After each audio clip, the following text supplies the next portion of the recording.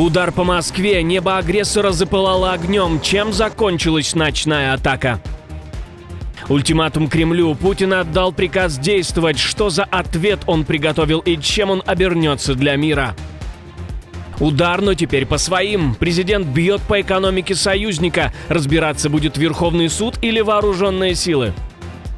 Огромная потеря Москвы, один из главных партнеров отворачивается от РФ. Последствия уже ощутимы. МИД сделал вынужденное заявление. Об этих и других главных событиях вечера воскресенья 26 октября. Самые важные и срочные новости, эксклюзивные подробности. Вы смотрите информационный выпуск «Нехта». Оперативно о событиях в России, Беларуси, Украине и мире. Раньше и понятнее других. Все, что нужно знать сегодня. Российские дроны атаковали киевские жилые многоэтажки. Столица снова горела этой ночью второй день подряд. Есть погибшие, десятки раненых, среди них дети. По данным мэра Виталия Кличко и Госслужбы по чрезвычайным ситуациям, атака задела как минимум 2 района – Деснянский и Оболонский. В одном загорелся 9-этажный дом, огонь охватил с 4-го по 7-й этаж, в другой многоэтажке взрывной волной выбило все окна и перекрытия. В Оболонском районе обломки дрона врезались в 16-этажку. По официальным данным, в результате атаки погибли 3 человека. Пострадали несколько десятков человек, в том числе 7 детей. Спасатели продолжают работать на месте, разбирают завалы и фиксируют последствия. Киев снова атаковали ночью, когда городу труднее всего защититься. На этой неделе это удары по жилым домам, по нашим людям, по детям, гражданской инфраструктуре. Это и есть самые главные мишени для россиян. Тысячи ударов различными типами оружия. Только за одну неделю почти 1200 ударных дронов, более 1360 управляемых авиационных бомб и более 50 ракет различных типов применила Россия против Украины. Под обстрел попала и министр экономики Германии, которая находилась с визитом в Киеве. В министерстве заявили, что, цитирую, министр экономики и ее делегация были вынуждены укрыться в бункере в Киеве примерно на час. Все члены делегации чувствуют себя хорошо. Конец цитаты. Сама министр написала в соцсети, что это был очень тяжелый опыт. Небо вспыхнуло десятками взрывов и над Россией. Ночь на 26 октября отметилась одной из самых массированных атак дронов по территории РФ за всю войну. Сразу 82 беспилотника были зафиксированы в воздушном пространстве России. По данным Минобороны РФ, все они были якобы сбиты, но в Тульской области, где официально насчитали 26 дронов, местные жители услышали не менее 10 взрывов и видели яркие вспышки в небе. Сообщения о работе ПВО пришли из Ленинского района и Заречья. Люди проснулись около 5 утра от грохота. Мэр Москвы Сергей Собянин подтвердил, один из дронов шел на столицу. Он упал на подлете, экстренные службы прибыли на место. В Рязанской области беспилотники атаковали район около аэропорта Протасово. Власти заявляют, что жертв и разрушений нет, но сам масштаб атаки говорит о другом. Небо над центральной Россией уже не считается безопасным давно. Беспилотники регулярно долетают до ключевых областей, и все чаще тревога звучит не на границе, а под окнами Кремля. Теперь ультиматумы Москве ставит президент США. Насколько он способен придерживаться поставленных жестких условий, мы скоро увидим. А пока Трамп дал Путину паузу. Никакой встречи, пока не прояснится судьба мирной сделки по Украине. Во время общения с журналистами президент США заявил, что не будет встречаться с главой Кремля до тех пор, пока не появятся четкие перспективы урегулирования войны. Аудиозапись его заявления опубликовал Белый дом. Мы должны понимать, что хотим заключить сделку. Я не собираюсь тратить свое время впустую. У меня всегда были отличные отношения с Владимиром Путиным, но это стало большим разочарованием. Я думал, что эта проблема решится задолго до мира на Ближнем Востоке. У нас ведь были Азербайджан и Армения. Это было действительно сложно. На самом деле Путин сказал мне по телефону, он сказал: «Парень, это было потрясающе, потому что все пытались это уладить, и у них не получилось, а я смог». Кроме того, Трамп сделал громкое заявление по поводу поддержки России со стороны ее ключевых покупателей нефти. По его словам, Китай значительно сократил закупки российской нефти, а Индия полностью прекратила их. Ну а пока президент США в Малайзии, и встретили его там очень эпохально.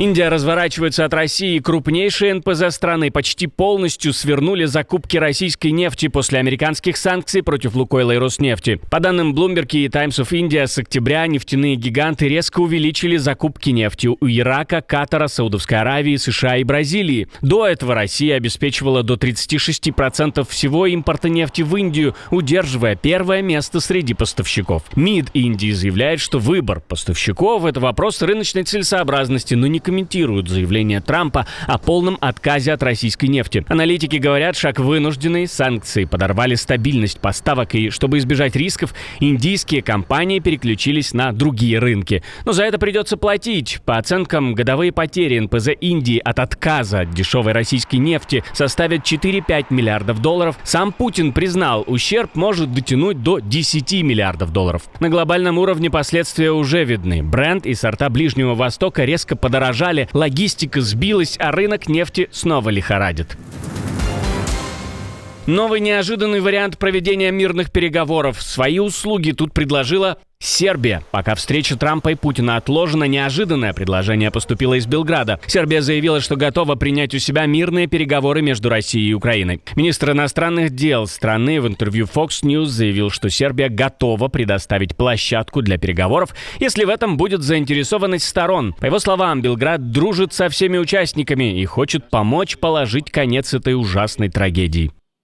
В принципе, мы поддерживаем территориальную целостность и суверенитет всех государств в рамках их границ, признанных ООН, и нет никаких сомнений в нашей позиции по этому вопросу. Сербия — это одна из стран, которая предлагает свои добрые услуги, учитывая наш бэкграунд, тот факт, что мы дружим со всеми вовлеченными сторонами. При этом Джурич подчеркнул, Сербия в принципе поддерживает территориальную целостность всех государств в рамках международно признанных границ, включая Украину. Журналисты Fox News с иронией отметили, что Сербия – неожиданный выбор для переговоров между РФ и Украиной, учитывая ее исторические и религиозные связи с Москвой. Именно эти факторы могут поставить под сомнение ее нейтральность в глазах Киева, да и всех остальных. Уважаемые подписчики, обращение к вам, ведь это именно вы решаете, узнает ли обо всех этих новостях еще большее количество людей. Каждая ваша подписка, каждый лайк, каждый репост, каждый комментарий длиннее 6 слов и каждый досмотр видео до конца помогают продвигать наши ролики среди сотен тысяч новых пользователей. Так еще больше людей узнает правду именно благодаря вам. Спасибо, что остаетесь с Нехта, и продолжаем. Путин вытащил из-под сукна ядерного монстра, крылатую ракету «Буревестник» с ядерным двигателем, способную, как утверждают в Кремле, преодолевать 14 тысяч километров и обходить любую ПВО. О разработке в который раз лично сообщил Путин. По его словам, новая ракета с ядерной установкой может лететь сколько угодно, это была цитата, и достигать цели в любой точке планеты незаметно для систем защиты. Российскими вооруженными силами была проведена тренировка стратегических наступательных сил, в ходе которой выполнены учебно-боевые пуски всех 3 компонентов стратегических ядерных сил Российской Федерации, а также осуществлены испытания перспективных образцов вооружений. Это не просто военная демонстрация, это ядерный шантаж. Россия делает ставку на оружие, которое невозможно перехватить, и снова угрожает миру образами из конца света. Когда, где и в каком объеме буревестник будет развернут, не уточняется, но вброс сделан и адресат понятен. Но удары наотмашь, которые наносит Трамп, бьют не только по агрессорам. Снова пострадала Канада, но теперь очень странным образом. Президент США решил наказывать не только за экспорт, но и за рекламу и ввел дополнительные 10% пошлин против Оттавы из-за ролика с Рональдом Рейганом. Причиной стало видео, запущенное в Канаде, где звучит критика пошлин голосом Рейгана. Фонд имени экс-президента обвинил авторов в мошенническом использовании аудио и видеоархивов без разрешения и заявил, что смысл слов Рейгана был искажен.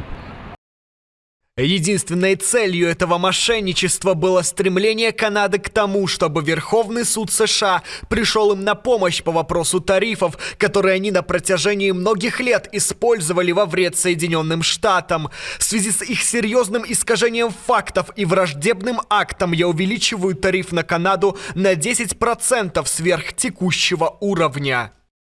Таким образом, торговая война между союзниками получила новый фронт, теперь еще и на уровне политической символики. Реклама стала поводом для реальных санкций. А я напомню, буквально накануне Трамп заявлял, что Канада его разочаровала.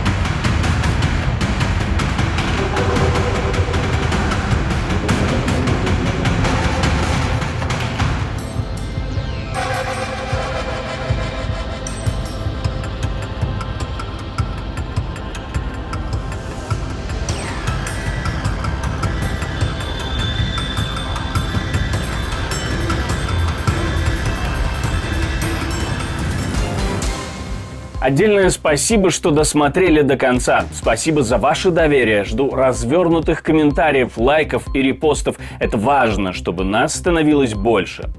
На этом пока все. До новых встреч и хороших вам новостей.